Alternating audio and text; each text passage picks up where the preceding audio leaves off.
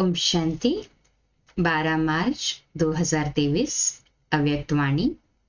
Revise date है 18 जनवरी 1994। Title: ब्राह्मण जन्म का आदि वरदान, स्नेह की शक्ति। आज चारों ओर के सर्व बच्चों की स्नेह भरी स्मृतियां समर्थ बाप दादा के पास स्नेह के सागर समान पहुंच गई। हर एक बच्चे के दिल में दिलाराम समाया हुआ है और दिलाराम के दिल में सर्व स्नेही बच्चे समाये हुए हैं। स्नेह बहुत बड़ी शक्ति है। स्नेह की शक्ति मेहनत को सहज कर देती है। जहां मोहब्बत है वहां मेहनत नहीं होती। मेहनत मनोरंजन बन जाती है, खेल लगता है। स्नेह की शक्ति देह और देह की दुनिया सेकंड में भुला देती है। स्नेह में जो भुलाना चाहे वो भुला सकते हैं। जो याद करना चाहे उसमें समा जाते हैं। स्नेह की शक्ति सहज समर्पण करा देती है। स्नेह की शक्ति बाप समान बना देती है। स्नेह सदा हर समय परमात्मा साथ का अनुभव कराता है। स्नेह सदा अपने ऊपर बाप की दुआओं का हाथ छत्र छाया समान अनुभव कराता है। स्नेह असंभव को संभव इतना सहज कर देता जैसे कार्य हुआ ही पड़ा है। स्नेह निष्फल अर्थात हर समय निश्चिंत अनुभव कराता है। स्नेह हर कर्म में निश्चित विजयी स्थिति का अनुभव कराता है। ऐसे स्नेह की शक्ति अनुभव करते हो ना। कितनी सारी विशेषताएं बाबा ने बताई स्नेह की शक्ति की, तो है ना सभी इसके अनुभवी। कहे हाँ जी बाबा। बाप दादा जानते हैं कि अनेक जन्म अनेक प्रकार की मेहनत कर थकी हुई आत्माएं हैं। भिन्न भिन्न बंधनों में बंधी हुई आत्माएं होने के कारण मेहनत करती रहती है। इसलिए बाप दादा मेहनत से मुक्त होने के लिए सहज विधि स्नेह की शक्ति सभी बच्चों को वरदान में देते हैं। तो मिल गया स्नेह की शक्ति का वरदान सभी को। हाथ ऊपर करें। अपने ब्राह्मण जीवन के आदि समय को याद करो। तो जन्मते ही सभी को स्नेह की शक्ति ने ही नया जीवन दिया ना। कहे हाँ जी बाबा। स्नेह की अनुभूति के लिए मेहनत करनी पड़ी, सहज अनुभव किया ना। तो ये आदि जन्म की अनुभूति ही वरदान है। प्यार प्यार में ही खो गए। सदा इस स्नेह के वरदान को स्मृति में रखो। मेहनत के समय इस वरदान द्वारा मेहनत को परिवर्तन कर सकते हो। बाप दादा को बच्चों का मेहनत अनुभव करना अच्छा नहीं लगता। स्नेह के शक्ति की विस्मृति मेहनत अनुभव कराती है। कितनी भी बड़ी कैसी भी परिस्थिति हो, प्यार से स्नेह से परिस्थिति रूपी पहाड़ भी परिवर्तन हो पानी समान हल्का बन सकता है। पत्थर को पानी बना सकते हो।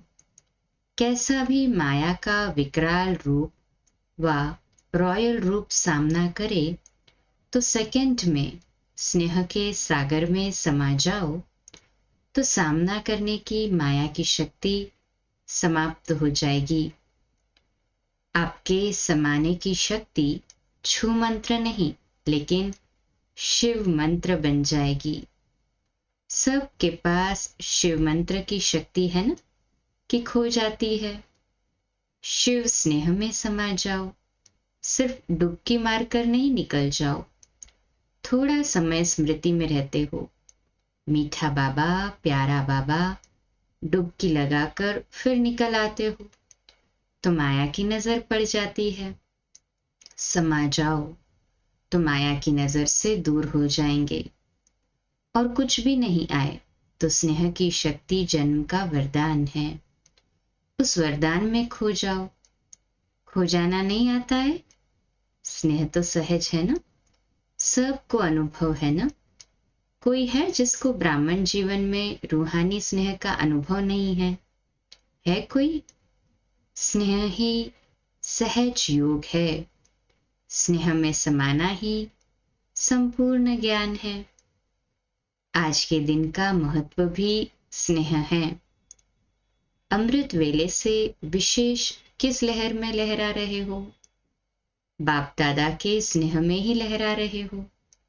सर्व आत्माओं के अंदर एक बाप के सिवाय और कुछ याद रहा? सहज याद रही ना कि मेहनत करनी पड़ी? तो सहज कैसे बनी? स्नेह के कारण। तो क्या सिर्फ आज का दिन स्नेह का है? बाबा कहते संगम युग है ही परमात्मा स्नेह का युग। तो युग के महत्व को जान, स्नेह की अनुभूतियों को अनुभव करो। स्नेह का सागर स्नेह के हीरे मोतियों की थालियां भरकर दे रहे हैं, तो अपने को सदा भरपूर करो। थोड़े से अनुभव में खुश नहीं हो जाओ, संपन्न बनो। भविष्य में तो स्थूल हीरे मोतियों से सजेंगे। ये परमात्मा प्यार के हीरे मोती अनमोल है, तो इससे सदा सजे सजाए रहो। चारों ओर के बच्चों की याद, स्नेह के गीत बाप दादा सदा भी सुनते रहते हैं, लेकिन आज विशेष स्नेह स्वरूप बच्चों को स्नेह के रिटर्न में सदा स्नेही भव, सदा स्नेह के वरदान द्वारा सहज उड़ती कला का विशेष फिर से वरदान दे रहे हैं। सदा जैसे छोटे बच्चे होते हैं, कोई भी मुश्किल बात आएगी व कोई भी परिस्थिति आएगी तो माता पिता की गोदी में समा जाएंगे। ऐसे सेकंड में स्नेह की गोदी में समा जाओ तो मेहनत से बच जाएंगे। सेकंड में उड़ती कला द्वारा बाप दादा के पास पहुंच जाओ तो कैसे भी स्वरूप में आई हुई माया दूर से भी आपको छू नहीं सकेगी, क्योंकि परमात्मा छत्र छाया के अंदर तो क्या, लेकिन दूर से भी माया की छाया आ नहीं सकती। तो बच्चा बनना अर्थात माया से बचना। बच्चा बनना तो अच्छा है ना। बच्चा बनने का अर्थ ही है स्नेह में समा जाना। अच्छा, चारों ओर के दिलाराम के दिल में समाये हुए बच्चों को सदा मेहनत को मोहब्बत में परिवर्तन करने वाली शक्तिशाली आत्माओं को, सदा परमात्मा स्नेह के संगम योग को महान अनुभव करने वाली श्रेष्ठ आत्माओं को, सदा स्नेह की शक्ति से बाप के साथ और दुआओं के हाथ को अनुभव कर औरों को भी कराने वाली विशेष आत्माओं को, सदा स्नेह के सागर में समाये हुए समान बच्चों को स्नेह के सागर बाप दादा का याद प्यार और नमस्ते। हम रूहानी बच्चों की रूहानी माता पिता बाप दादा को याद प्यार, गुड मॉर्निंग और नमस्ते। वाह बाबा वाह, शुक्रिया बाबा शुक्रिया। अव्यक्त बाप दादा की दादियों से मुलाकात है। आज के दिन क्या क्या याद आया? विशेष विल पावर के हाथ याद आए। जब ब्रह्मा बाबा अव्यक्त हुए तो प्रकाशमणि दादी और बड़ी दीदी मनमोहिनी दीदी को बाबा ने हाथ में हाथ लेकर सारी पावर्स फिल दी। तो बाबा कहते विल पावर सब कार्य सहज करा देती है। ब्रह्मा बाप ज्यादा याद आया या बाप दादा दोनों याद रहे? क्या कहेंगे? बाप दादा दोनों याद रहे? फिर भी ब्रह्मा बाप की याद के चरित्र सभी को विशेष याद आते रहे। ब्रह्मा बाप ब्रह्मा बना ही तब जब बाप दादा कंबाइंड हुए। परमात्मा प्रवेशता के साथ ही ब्रह्मा का कर्तव्य शुरू हुआ। इस अव्यक्त स्वरूप के अव्यक्त रूप के चरित्र भी न्यारे और प्यारे है। 25 वर्ष की सेवा की हिस्ट्री आदि से याद करो, कितनी तीव्र गति की हिस्ट्री है। अव्यक्त होना अर्थात तीव्र गति से सर्व कार्य होना। समय का परिवर्तन भी फास्ट और सेवा की वृद्धि की गति भी फास्ट हुई है ना। इसलिए अव्यक्त होने से समय को भी तीव्र गति मिली है, तो सेवा को भी तीव्र गति मिली है। अव्यक्त पार्ट में आने वाली आत्माओं को भी पुरुषार्थ में तीव्र गति का भाग्य सहज मिला हुआ है।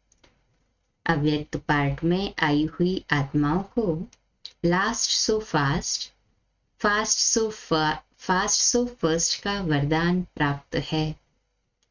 वरदान को कार्य में लगाओ, सिर्फ स्मृति तक नहीं। बाबा सभी को कहते हैं कि वरदान को कार्य में लगाना है, केवल स्मृति तक नहीं रखना है हमें। समय प्रमाण वरदान को स्वरूप में लाओ। वरदान को स्वरूप में लाने से स्वतः ही फास्ट गति का अनुभव करेंगे। जितना हम प्रैक्टिकल में लाते हैं ना वरदानों को, उतना ही फास्ट गति से उसकी अनुभूति होती है। तो अव्यक्त पालना सहज ही शक्तिशाली बनाने वाली है। इसलिए जितना आगे बढ़ना चाहो बढ़ सकते हो। बाप दादा और निमित्त आत्माओं की आप सब के ऊपर विशेष सदा आगे उड़ने की दुआएं हैं। ऐसे है ना, दादियों की भी दुआएं हैं। सिर्फ फायदा ले लो, मिलता बहुत है, यूज कम करते हो। सिर्फ बुद्धि में किनारे रखते नहीं रहो, खाओ खर्च करो। जो बाबा से हमें अव्यक्त ज्ञान के पॉइंट्स की पालना मिल रही है उसको यूज करना है। आता है यूज करना, खर्च करना आता है कि संभाल कर रखते हो? फिर पड़ी पड़ी भूल ही जाती है। बाबा कहते हैं संभाल कर नहीं रखो, यूज करो। बहुत अच्छा, बहुत अच्छा। ये संभाल कर रखना है। अच्छाई को स्वयं प्रति और दूसरों के प्रति कार्य में लगाओ। यहाँ खर्चना अर्थात बढ़ाना है। जितना कार्य में लगाएंगे उतना बढ़ेगा। जैसे आजकल का फैशन है ना, जो अमूल्य चीज होती है वह कहाँ रखते हैं? लॉकर में। यूज नहीं करते, लॉकर में रखते हुए खुश होते हैं। तो कई बार ऐसे करते हैं। पॉइंट बड़ी अच्छी है, विधि बड़ी अच्छी है, सिर्फ बुद्धि के लॉकर में देखकर खुश हो जाते हैं। तो आप सभी लॉकर में रखते हो या रोज यूज करते हो? यूज करने वाले हैं ना सभी। कहे हाँ जी बाबा। अच्छा, पांडव सेना का क्या हाल है? अच्छा है। सिर्फ अच्छा अच्छा कहने वाले तो नहीं है ना। ऐसे सेना तैयार हो जो सेकंड में जो ऑर्डर मिले कर ले। ऐसे तैयार है। शक्ति सेना तैयार है। शक्तियों की सेवा अपनी है, पांडवों की सेवा अपनी है। पांडवों के सहयोग के बिना भी शक्तियां नहीं चल सकती। शक्तियों के सहयोग के बिना भी पांडव नहीं चल सकते। फिर दादी जी ने मैक्सिको की कॉन्फ्रेंस का समाचार बाप दादा को सुनाया। अच्छा है, साइंस वाले तो काम में लगे हैं। प्रयोग करने में साइंस वाले होशियार होते हैं ना। तो एक भी अच्छी तरह से योगी और प्रयोगी बन गया तो बड़े से बड़े माइक का काम करेगा। लॉस एंजलिस में भूकंप आया है, किसी ने अनुभव सुनाया। बाबा कहते ये समय के तीव्र गति की निशानियां समय प्रति समय प्रकृति दिखा रही है। अच्छा, फिर अव्यक्त बाप दादा की पर्सनल मुलाकात है। फल की इच्छा छोड़ रहम दिल बन शुभ भावना का बीज डालते चलो। बाप दादा द्वारा सर्व बच्चों को इस संगम युग पर विशेष कौन सा खजाना मिला हुआ है? खजाने तो बहुत है, लेकिन विशेष खजाना खुशी का खजाना है। तो खुशी का खजाना कितना श्रेष्ठ मिला है। तो ये सदा साथ रहता है या कभी किनारे भी हो जाता है? जब अनगिनत मिला है तो हर समय खजाने को कार्य में लगाना चाहिए ना। लोग किनारे इसीलिए रखते हैं कि आई विल में काम में आएगा, लेकिन आपके पास तो अताह है। इस जन्म की तो बात छोड़ो, लेकिन अनेक जन्म ये खुशी का खजाना साथ रहेगा। अनगिनत है तो यूज करो। बाबा कहते इतना अनगिनत खजाना है तो यूज करो ना। बाप दादा ने पहले भी सुनाया है कि प्राण चले जाए लेकिन खुशी नहीं जाए, इसलिए खुशी को कभी भी किनारे नहीं रखो और ही महादानी बनो, क्योंकि वर्तमान समय और कुछ भी मिल सकता है लेकिन सच्ची खुशी नहीं मिल सकती। अल्पकाल की खुशी प्राप्त करने के लिए लोग कितना समय व धन खर्च करते हैं, फिर भी सच्ची खुशी नहीं मिलती। तो ऐसे आवश्यकता के समय आप आत्माओं को महादानी बनना है। कैसी भी अशांत आत्मा, दुखी आत्मा हो, अगर उसको खुशी की अनुभूति करा दो तो कितनी दिल से दुआएं देंगी। आप दाता के बच्चे हो तो फराक दिली से बांटो। बांटना तो आता है, तो क्यों नहीं बांटते हो? समय को देख रहे हो, दिल से रहम आना चाहिए। जो अशांति दुख में भटक रहे हैं वो आपका परिवार है ना। परिवार को सहयोग दिया जाता है, तो वर्तमान समय महादानी बनने के लिए विशेष रहम दिल के गुण को इमर्ज करो। आपके जड़ चित्र वरदान दे रहे हैं, तो आप भी चैतन्य में रहम दिल बन बांटते जाओ, क्योंकि परवश आत्माएं हैं। कभी भी ये नहीं सोचो कि ये तो सुनने वाले नहीं हैं, ये तो चलने वाले नहीं हैं। नहीं, आप रहम दिल बनो, देते जाओ। गाया हुआ है कि भावना का फल मिलता है, तो चाहे आत्माओं में ज्ञान के प्रति, योग के प्रति शुभ भावना नहीं भी हो, लेकिन आपकी शुभ भावना उनको फल दे देती है। ऐसे नहीं सोचो कि इतना कुछ सेवा की लेकिन फल तो मिला ही नहीं। लेकिन फल एक जैसे नहीं होते। कोई सीजन का फल होता है, कोई सदा का फल होता है। तो सीजन का फल सीजन पर ही फल देगा। तो आपने शुभ भावना का बीज डाला, अगर सीजन का फल होगा तो सीजन में निकलेगा ही। थोड़ा पेशेंस तो रखना पड़ेगा ना उसके लिए।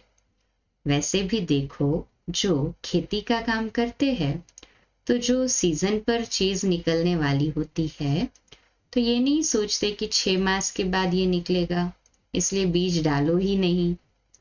तो आप भी बीज डालते चलो। समय पर सर्व आत्माओं को जगना ही है। आपकी रहम भावना, शुभ भावना फल अवश्य देगी। अगर कोई अपोजिशन भी करता है तो भी आपको अपने रहम की भावना छोड़नी नहीं है, और ही सोचो कि ये अपोजिशन या इंसल्ट, गालियां, ये खाद का काम करेगी। तो खाद पड़ने से अच्छा फल निकलेगा। जितनी गालियां देंगे उतना आपके गुण गाएंगे। इसलिए हर आत्मा को दाता बन देते जाओ। अच्छा माने तो दे नहीं, अच्छा माने तो ही दे नहीं। कुछ भी बोले कोई, हमें दाता बन के देना है। ये तो लेवता हो गए ना कि उसने हमको अच्छा माना तब दिया, है ना। पहले इच्छा तो हमने रखी कि वो अच्छा माने। लेने की इच्छा नहीं रखो कि वो अच्छा बोले, अच्छा माने तो दे। नहीं, इसको कहा जाता है दाता के बच्चे, मास्टर दाता। चाहे वृत्ति द्वारा, चाहे वाइब्रेशंस द्वारा, चाहे वाणी द्वारा देते जाओ। इतने भरपूर हो ना, सब खजाने हैं। डबल विदेशियों को देख बाप दादा डबल खुश होते हैं। क्यों? डबल पुरुषार्थ करते हैं। एक तो अपना रीति रस्म परिवर्तन करने का भी पुरुषार्थ करते हैं। बाप दादा देखते हैं कि उमंग उत्साह मेजॉरिटी में अच्छा है। अगर कभी उमंग उत्साह बीच बीच में नीचे ऊपर होता है, तो आज विधि सुनाई कि समा जाओ, स्नेह की गोदी में छिप जाओ, फिर माया आएगी ही नहीं। ये तो सहज है ना। बीज रूप होने में मेहनत है, इसमें मेहनत नहीं है।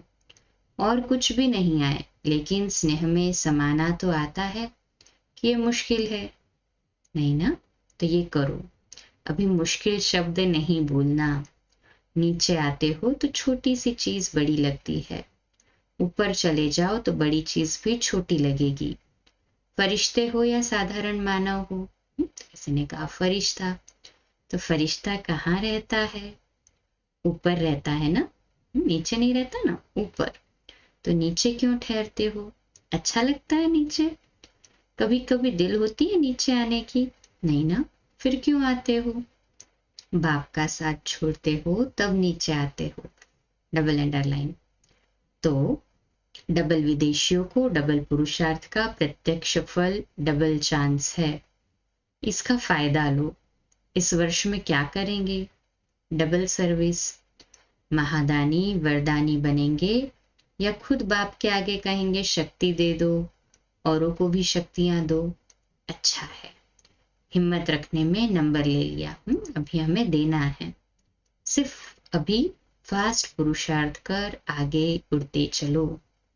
अच्छा, आज का मीठा वरदान, खुशी के खजाने से संपन्न बन, सदा खुश रहने और खुशी का दान देने वाले महादानी भव। तो आज का हमारा सुमान, मैं महादानी आत्मा हूँ, मैं महादानी आत्मा हूँ। विश्लेषण, संगम युग पर बाप दादा ने सबसे बड़ा खजाना खुशी का दिया है। रोज अमृत वेले खुशी की एक पॉइंट सोचो और सारा दिन उसी खुशी में रहो। ऐसे खुशी में रहते दूसरों को भी खुशी का दान देते रहो। यही सबसे बड़े ते बड़ा महादान है, क्योंकि दुनिया में अनेक साधन होते हुए भी अंदर की सच्ची अविनाशी खुशी नहीं है। आपके पास खुशियों का भंडार है, तो दान देते रहो। यही सबसे बड़ी सौगात है। स्लोगन है, महान आत्माओं का परम कर्तव्य है उपकार, दया और क्षमा। महान आत्मा का परम कर्तव्य है पहला उपकार, दूसरा दया और तीसरा क्षमा। अच्छा, कम बोलो, धीरे बोलो, मीठा बोलो, सत्य बोलो, सोच समझकर बोलो। निमित्त भाव, निर्माण भाव, निर्मल वाणी। आज का नया दिन आप सभी को मुबारक हो, मुबारक हो, मुबारक हो। शुभ दिवस। ओम शांति। रात्रि क्लास अव्यक्तवाणी पर आधारित 8:45 बजे, कल सुबह अमृत वेला 3:30 बजे और मुरली क्लास सुबह 4:45 बजे लाइव। ओम शांति।